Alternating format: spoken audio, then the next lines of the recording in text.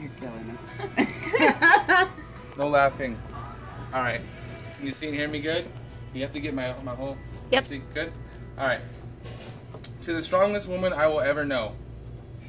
At first glance, mom's hands may seem crippled and meek. She flinches when you bump them. Her grip is quite weak. But these hands are a reflection of the woman inside. Although burdened with limits, still strong with pride. When opening a jar seems too great a task, it's only after great hesitation she finally asks. Don't let that mislead you, for you must understand, it's not what they can't do, but it is what they can. These hands have the strength to raise a family right, to wipe away every tear and hold you real tight. They come together each day in prayer, and whenever you need them, they're always right there. So if these hands don't appear all that tough, remember, they're full of tenderness and love, and for me, that's enough. All right, I've gathered you all here today. Thanks for being here, by the way, to talk about my mother. She's my hero, my rock, my superwoman.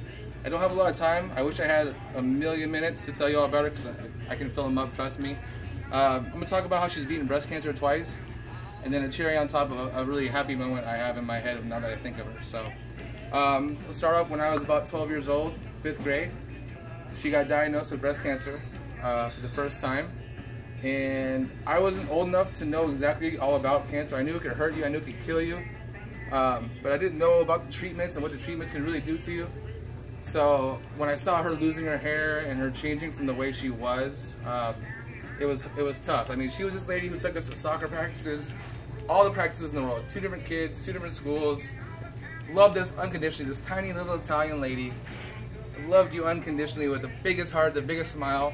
And the coolest part about it was it really didn't knock her down too much. Like she embraced it. She owned it. She was walking on runways for Nordstrom's with wraps for her head when she lost her hair. She still cooked, still cleaned, still worked. She's a psychiatric nurse, so she rocked that job still. The schedule was hectic. You know, if you've ever known a nurse, it's nights, days, holidays. She still did it all, owned it with the radiation and chemo. So it was really, I mean, I was a mama's boy growing up. But truly, I mean, after that, I just loved her so much more and really, really appreciated her more. In the middle of both cancers was divorce, so she lost my father and she didn't have him. This time, the second bout of cancer. So she got diagnosed again when I was like 22. And this one blew our minds. It was so aggressive. It got into her lymph nodes. And this one changed her a little bit. She's also bipolar. And her bipolar, she handled it really well. It got more extreme. She's like the desert now. Like, you know, her extreme temperatures. She's really happy, really sad all the time. And after the chemo this time, it really affected her. She's a little off now. She got both breasts, a mastectomy on both breasts, and did chemo again.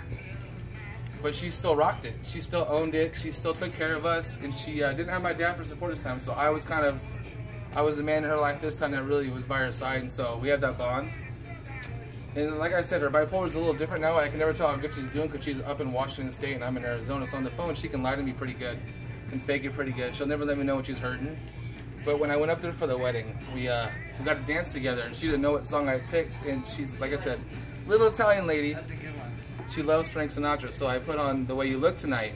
And we're just dancing and having a good old time. And I'm looking over and I see my wife dancing with her grandpa. And that's like, it brought back memories of when I used to just be a mama's boy and love her completely and dearly. And she's my heart and soul. And if you have a bad relationship with your mom right now, do me a favor, go call her, hug her. You don't know when you're not going to be able to do it, because I'm going to do the same thing right now as soon as I'm done getting the speech. Thank you guys for listening so much, and I appreciate it. Thanks.